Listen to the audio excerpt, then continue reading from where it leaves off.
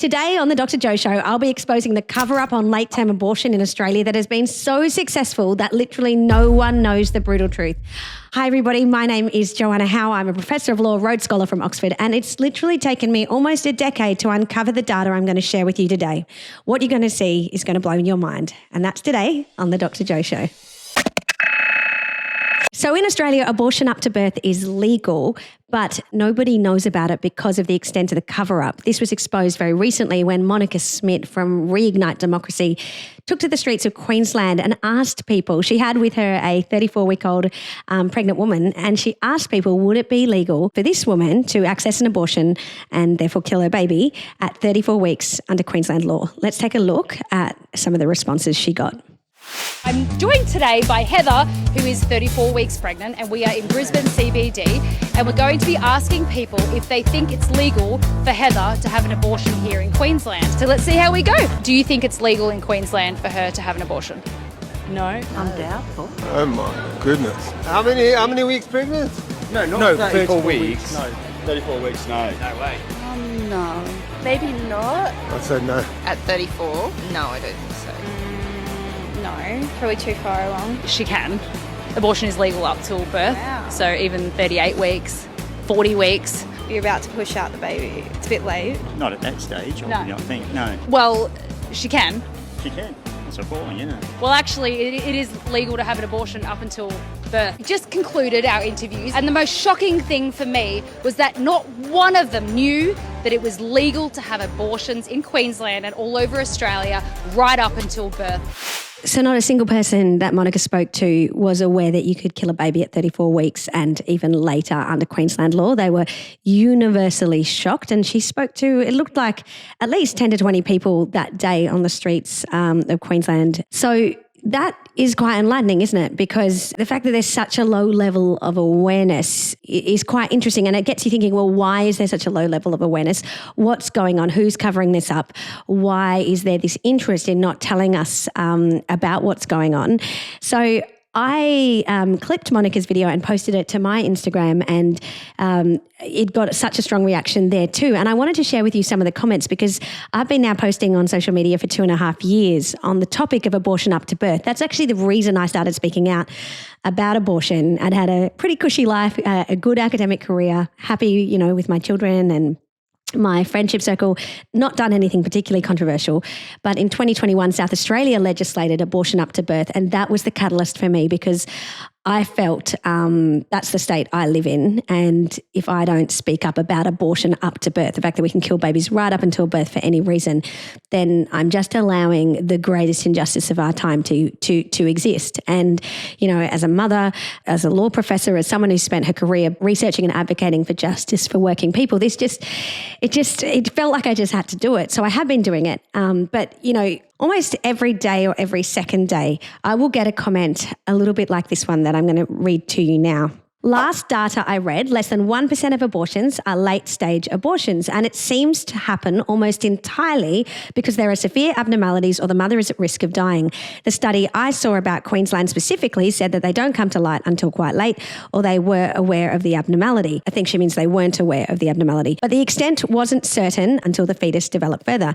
No one is aborting viable fetuses. So that is literally something that I get all the time. Basically, people say late-term abortions are less than 1% of the overall number of abortions, and it's only done to save the mother's life or because the baby is not viable. It's going to die anyway. So let's just take some of those points and think about them. So she says late-term abortions account for less than 1%. So I think when we're talking in percentages, we have to think about, well, what does that mean numerically? The reality is 88,000 Australian babies are killed through abortion every year. That's nearly 100,000. So it's a huge amount. And so when we're talking about less than 1% of 88,000 is 880 babies a year. So that's more than 2 a day who are being brutally killed by a late-term abortion at a gestation that they can feel pain. So when somebody says, oh, well, it's just less than 1%, I think the sheer number of abortions are just so significant in Australia. It's the leading cause of death. It dwarfs any other cause of death by far. And therefore, when we're talking less than 1 to 2%, we're talking 880 to 1,000 babies a year that are viable, that are post 20 weeks, that we could induce these babies alive, give them medical care, and probably a lot of them would survive. This is not a really small amount. It's a significant amount. The second thing, I guess, that we note in these comments is just around fetal abnormality and the mother's life being at risk. So, look at this comment from Christopher Pomfret. Nobody wants to have a late-term abortion. It's actually illegal unless approved for very serious medical reasons by 2 doctors. These are babies that are not going to survive. So yes, the only reason why people are needing late-term abortions are for medically necessary reasons. So isn't that a big claim from Christopher Pomfret? It's actually illegal unless approved for very serious medical reasons by 2 doctors. We might be thinking about why does he think that and how has this cover-up become so effective? So let's take a look at this clip from Channel 9. They were doing an explainer on abortion in Australia. I think it's quite interesting just to have a watch, to look at their language.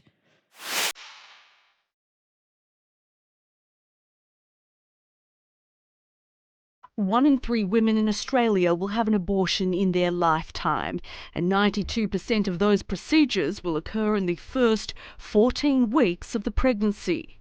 There are 2 types of abortions available to Australian women. Medical abortions, which use medication to induce a miscarriage in pregnancy under 9 weeks, or surgical abortions for more advanced pregnancies. The laws around abortions differ from state to state. In Victoria, Tasmania and Queensland, it's legal until a certain point in the pregnancy. After this time, 2 medical practitioners must agree that the procedure is in the patient's best interests based on their physical, psychological and social circumstances. So it's no wonder that Christopher Pomfret thinks abortion is illegal late in pregnancy, because that is literally the language that is being put forward by the abortion establishment and being perpetuated by the media. So this Channel 9 explainer, which presents as very factual, says that abortion is legal up until a certain point, and that after that 2 doctors need to approve it. Now, in reality, if we unpack what that means, abortion isn't illegal after that certain point. It is still legal, isn't it? It's just that there's an additional criteria around it. So a more accurate way of talking about this is to say that abortion is legal up until a certain point. So in South Australia, that's 22 weeks and 6 days. In Victoria, it's 24 weeks. In Tassie, it's 16 weeks. So it's on demand, no questions asked. I can just get an abortion up until that point. And then after that point, there's additional criteria that need to be met. And in most states, it's a 2-doctor rule, and the 2 doctors need to approve the late-term abortion. So it's not that it's illegal after that point, it's actually that it's legal, but there's additional criteria. And if you think about it, if I was going in for a heart transplant or I needed surgery, there would be legal requirements. It's not like I could just go in and demand that healthcare. I would have to meet certain criteria. So it doesn't make it illegal because there is certain criteria. In fact, it is legal. I just need to meet the medical criteria for it. So the inaccuracy in our language, I think it's deliberate. It's a deliberate misinformation, deliberate lies, because they don't want people to realise, they don't want Australians to know that abortion is legal through all 40 weeks of pregnancy, through all 9 months, and for any reason. So that brings us to the third really big lie in this whole cover-up. The first lie was that, this almost never happens. It's less than 1%. The second lie is it's actually illegal after a certain point. Late-term abortion is illegal. But the third lie is that if it does happen, it's happening because the baby is going to die or because the mother's life is at risk. In that Channel 9 clip I just showed you, the journalist identified a number of criteria, such as the physical well-being of the mother, the psychological well-being of the mother, and the social well-being of the mother. So in every state and territory in Australia, that criteria exists. There's different wording in the legislation. So we're going to flick up on the screen the New South Wales Abortion Act, which was amended in 2019 to allow abortion up to birth under the Gladys Berejiklian government, the Liberal government at the time. If we look at Section 6 of the Abortion Law Reform Act, it says under Section 3 that if a termination is to occur after 22 weeks. So that's the gestational limit for the on-demand. So in New South Wales, you can rock up to your doctor and demand an abortion for any reason up until 22 weeks.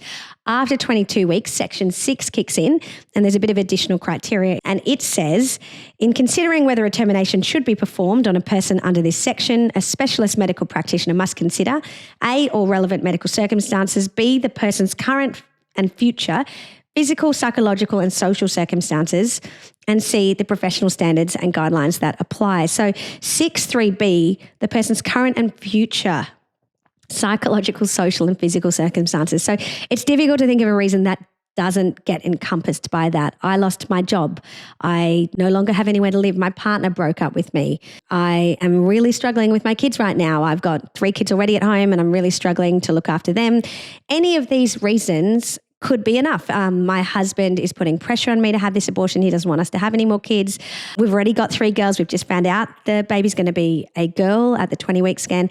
That's enough to justify an abortion, because that criteria in 6.3b is so broad that, if finding out I'm going to have another girl really impacts my mental well-being because it's impacting my marriage, it's impacting my happiness, it's impacting the way I can care for my other children, then that is a reason to justify an abortion. So, I think the thing that we need to recognise is, yes, it's dressed up in legal language, and yes, it seems like there's additional criteria that therefore makes it really hard to access, but the law in every state and territory allows abortion right up until birth, and the 2-doctor rule is no protection at all, because the first doctor meets the woman and does the assessment. In most states and territories, the second doctor doesn't even need to do a consult. They can just look at the file and sign on the bottom line for approval.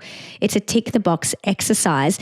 And the other thing people need to know is that if you're rocking up for a late-term abortion, so in South Australia where I'm from, you go to the Pregnancy Advisory Clinic in Woodville, you go there, say, I want a late-term abortion, you meet with the counsellor and the social worker, maybe the doctor, but once you've done those meetings, there's 2 doctors on site. There's 2 abortionists on site. That whole place, Pregnancy Advisory Clinic in Woodville, it's an abortion clinic. It's an abortion centre.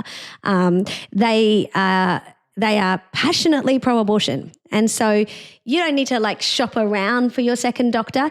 They've got 2 doctors on site that can sign that form and consign your baby to having their heart injected brutally with potassium chloride, something we don't even do in America on death row to rapists and murderers. They get pain relief before that injection. Yet, in Australia, that injection of potassium chloride or digoxin, a very poisonous substance, done completely without pain relief into the baby's heart. At a gestation, they can feel pain, and then the baby is delivered dead. They're delivered stillborn. So, it's a brutal procedure, and yet it is legal through all 40 weeks. And that's the late-term abortion procedure specifically that's used. So we can see from those definitions that a late-term abortion can occur for any reason, but then people will still turn around and say, but it never happened. So let's look at this comment from Andrea Page. She writes, at Dr. Joanna Howe, all the information I've read on the legal terms for late-term abortion in Australia is that it's up to 24 weeks. Anything thereafter is for medical reasons in relation to the mother's health and the severe health reasons for the baby, and that it is in fact an induced birth if it's over 30 weeks or so. There is nowhere that it states that in Australia it's legal to terminate up to 34 weeks. Please provide me that government legislation if you are advising where it says it's legal up to 34 weeks if you can. Thank you. So this does seem to be a really genuine question from someone that genuinely wants to know the answer and is really confused because they've tried to Google it, but the cover-up is so big that they just can't find out. So she's been Googling, and it's true. When you put it into Google, it does make it sound like abortion's only available up until 23, 24 weeks.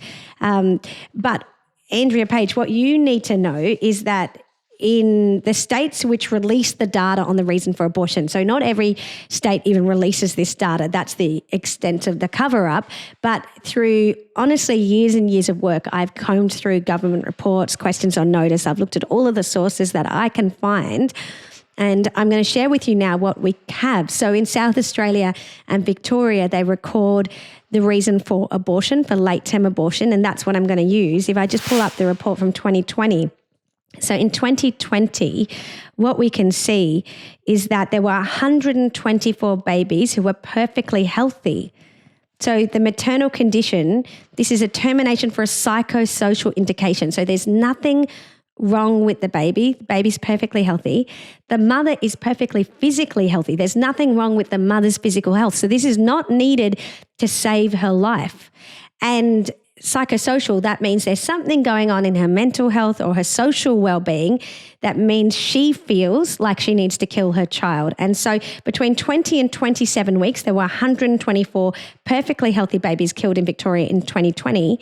And then get this, that blows my mind. That blows my mind, 124 between 20 and 27 weeks. But even more shocking, 5 babies killed between 28 and 31 weeks. And then you can see in the table, they've actually got 32 to 36 weeks, 37 weeks plus. It's clearly legal throughout all of that time. But the late-term abortions largely concentrate between 20 and 31 weeks. Now, let's just talk really quickly about what that looks like. So a baby at 20 weeks is fully formed. They've got all their body parts. They look like a baby. Anyone that's had an ultrasound scan, I've had 5 babies, so I can tell you this for a fact, but I know many people listening would also have had this experience. You see a baby hiccuping, you see a baby that's grimacing or smiling, sucking their thumb. They've got all their arms, legs, body parts. If the mother tastes carrots, they smile because it tastes sweet. If the mother tastes kale, the baby grimaces. We've seen this, imaging in utero of what the baby is doing in the womb. They're reacting to light and sound. They know their mother's voice. And yet in Victoria, 128 healthy babies, nothing wrong with them. So think about all these comments, oh, this never happens except for really sick babies or for really disabled babies with a life-threatening fetal abnormality. They're not going to survive. This is the compassionate thing to do. I'm calling BS on that because in just 1 year in 2020 in Victoria, just one Australian state, 128 healthy babies were killed through being injected with potassium chloride and then induced, dead, delivered stillborn. And the really shocking thing is it's just totally unnecessary, right? So these babies, if they're at 20, 21 weeks, they're on the cusp of viability. But babies have survived around the world from 22 weeks. And by 28 weeks, a baby has a 96% chance of survival. So those 5 babies that were killed between 28 and 31 weeks, that's just absolutely shocking because they should have been induced alive. They were healthy. The mum was physically healthy. The mum had to give birth anyway. She had to go through labour. Why didn't they induce those 5 babies alive and then place them in the NICU and give them support and then allow the mother to recover, to revive? If she wants to place her baby up for adoption, she can, and she can close that chapter of her life, but she hasn't killed her child in the way that she has in a late-term abortion, and we've protected the human rights of that child. I mean, that's what we should be doing with these babies. And, Andrea Page, you asked, show me that it's legal up to 34 weeks. Well, it's actually legal up until birth, which hopefully you're realising through watching this video. But I'm going to flick up on the screen now a screenshot from 2011 where a 37-week-old healthy baby was killed for a psychosocial reason in Victoria. So perfectly healthy baby, physically healthy mum. They deliberately went in and injected that baby with digoxin, inducing a painful cardiac arrest, and then induced labour, delivered that baby dead. The mother went through labour, delivered that baby vaginally and dead. And it was totally unnecessary, completely healthy 37-weeker. One of mine, my second one, was born at 37 weeks. So this is just really, really shocking stuff. The other state we have late-term abortion data from is South Australia. The law introducing abortion up to birth was passed in, I think it was like March 2022, but it wasn't enacted until July 2023. So it was enacted late, which was great because we saved so many babies because it was enacted late. But once it was enacted, I'm going to pull up the data for the first 6 months. You can see in the first 6 months between July and December 2022, there were 8 healthy babies killed. So these were babies killed for a non-life-threatening reason for the mother. So you can see to save the life of the pregnant person or another fetus, so to save the life of the mother, it's 0. It's 0. And that's because late-term abortion is never medically necessary to save the mother's life. That's something that everybody needs to know. If a mother's life was at risk late in pregnancy because she's got ruptured membranes or severe preeclampsia, what the doctors would do is not this time-consuming surgical intervention of injecting the baby with potassium chloride and then delivering the baby dead. No, if the mother's life is at risk, what they do is go in with an emergency C-section and they can get that baby out. I've had one OBGYN tell me in less than 10 minutes, but probably more likely an hour or 2, but they can do that emergency C-section and they don't waste time killing the baby. They just remove that baby alive and then give care to the baby and care to the mother. So what you will see in the South Australian reports which give this data, you can see to save the life of a mother late in pregnancy, it's always going to be 0 because you don't need a late-term abortion for that. So we can see 8 healthy babies killed for a physical or mental health reason of the mother and 2 for fetal anomaly. Now, it doesn't say that those were life-threatening fetal anomalies. It doesn't have to be. It can be a cleft lip. It can be Down syndrome. There's nothing there to say that this is a baby that has to be able to not survive. And then if we pull up the next 12 months of data, we can see there's a significant increase. It's 37 healthy babies killed in a non-emergency situation, 0 late-term abortions needed to save the mother's life, and then 10 babies killed because they had something wrong with them. They had some kind of disability. So, you know, this is now really clear that in Victoria and South Australia, where we have data, healthy babies are being killed right up until birth. It's not to save the mother's life, and it is purely because we allow abortion up to birth on demand. And the other side's going to hate that language, but that is the reality of what we have. So what can we do about it? Because this is brutal. And when I found out about it, it blew my mind. And I guess it produced in me over time a desire to really call this out and share the information and to speak out about what's going on. So what I'm going to ask you guys to do is firstly, subscribe to my YouTube channel if you haven't done that already. Hit the like button and comment because that helps the algorithm to get it to reach more people.